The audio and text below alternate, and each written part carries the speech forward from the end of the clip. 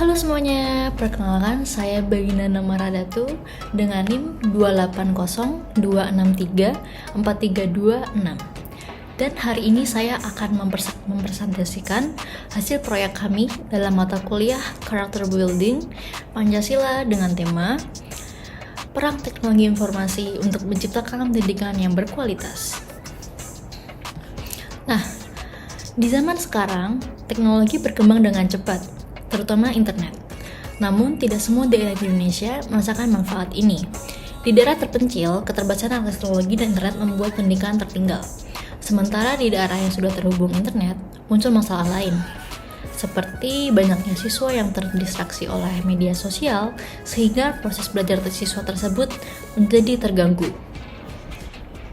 Nah, untuk perumusan masalah, berdasarkan latar belakang tadi, kami merumuskan 4 pertanyaan utama, yaitu bagaimana masyarakat bisa mengikuti perkembangan teknologi, lalu yang kedua, apa dampaknya jika akses teknologi terbatas, lalu yang ketiga, teknologi informasi bisa benar-benar membantu pendidikan, dan terakhir, apa peran pemerintah dalam hal ini.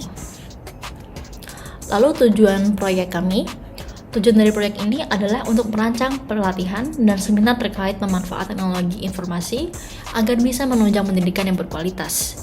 Selain itu, kami juga ingin menciptakan proses pembelajaran yang sesuai dengan nilai-nilai Pancasila, terutama nilai keadilan dan gotong royong dalam pemerataan pendidikan.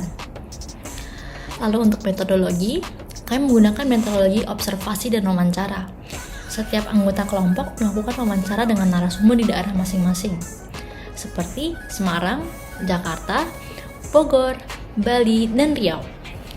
Nah, narasumber kami terdiri dari guru, kepala sekolah, mahasiswa, hingga pengelola bimbingan belajar.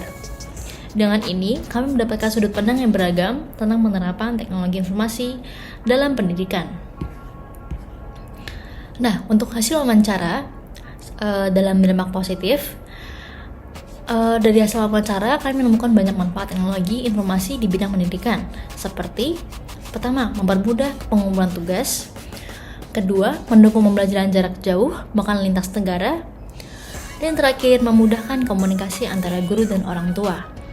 Nah, untuk aplikasi yang sering digunakan antara lain Google Classroom, Zoom, Canva, dan WhatsApp Group. Untuk hasil wawancara, yaitu tantangan terbesar kami, yaitu keterbatasan perangkat dalam infrastruktur, akses internet yang belum merata, terutama di Riau, lalu biaya implementasi yang tinggi, kurangnya pelatihan bagi guru, dan adanya penyalahgunaan handphone oleh siswa, seperti bermain game dan membuat konten negatif.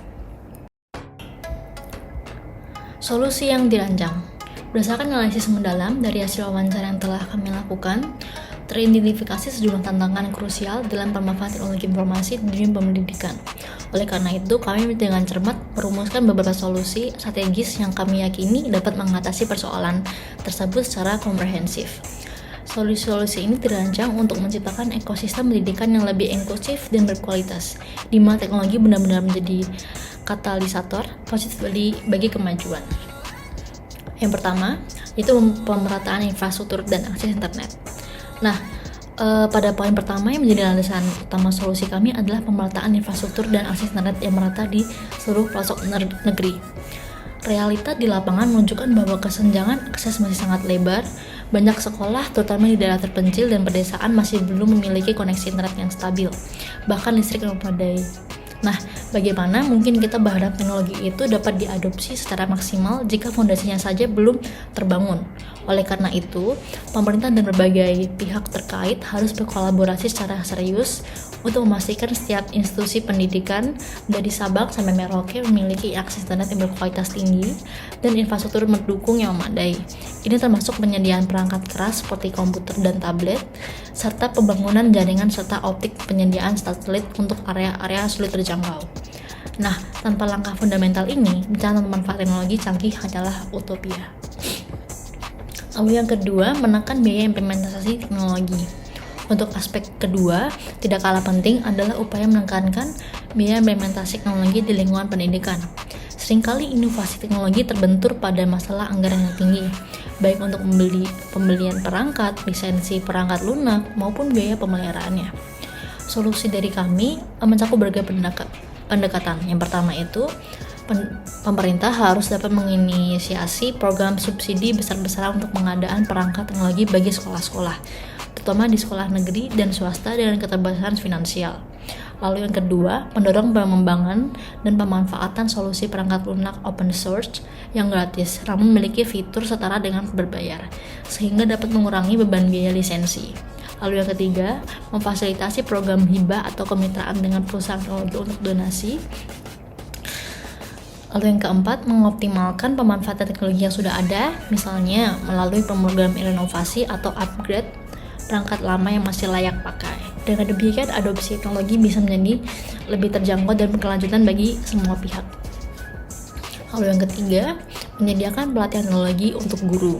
Nah, teknologi secanggih apapun tidak akan berfungsi optimal jika penggunanya, dalam hal ini guru ya, mungkin belum terbiasa dengan berbagai aplikasi atau platform pembelajaran digital. Oleh karena itu, perlu adanya program pelatihan terstruktur mulai dari tingkat dasar hingga lanjutan yang mencakup penguasaan aplikasi pengantoran seperti platform e-learning, membuat konten digital interaktif, sehingga pemetaan data untuk analisis kinerja siswa. Nah, pelatihan ini tidak boleh bersifat satu kali, melainkan harus berkelanjutan, adaptif terhadap perkembangan teknologi, dan disesuaikan dengan kebutuhan spesifik masing-masing mata kuliah atau jenjang pendidikan. Dengan guru yang melek teknologi, transformasi digital dalam pendidikan akan berjalan lebih mulus dan efektif. Lalu yang terakhir, yaitu peran aktif pemerintah dalam pengawasan dan penjaminan mutu. Terakhir, namun sangat krusial, adalah peran aktif pemerintah dalam mengawasi dan memastikan bahwa implementasi teknologi informasi benar-benar membantu dunia pendidikan secara efektif dan tanggung jawab. Pemerintah tidak hanya bertugas menyediakan akses pelatihan, tapi juga harus menjadi regulator dan fasilitator utama dalam memastikan bahwa teknologi yang digunakan benar-benar relevan, aman, dan memberikan banyak dampak positif dari proses belajar mengajar.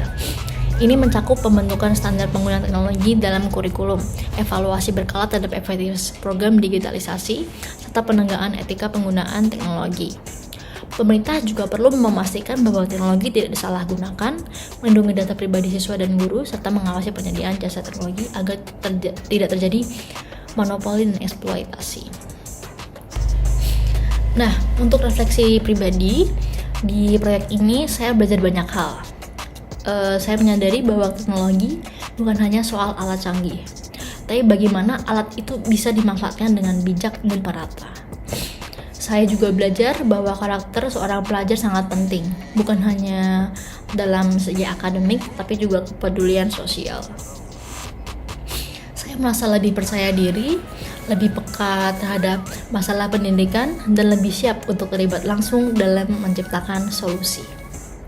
Sebagai penutup, saya ingin menekankan kemajuan teknologi tidak akan berarti apa-apa tanpa pemerataan akses, literasi digital, dan pengawasan yang tepat. Saya berharap dari hasil proyek ini bisa menjadi inspirasi untuk perubahan nyata dan pendidikan Indonesia lebih merata dan berkualitas. Terima kasih atas banyak perhatiannya. Saya izin pamit.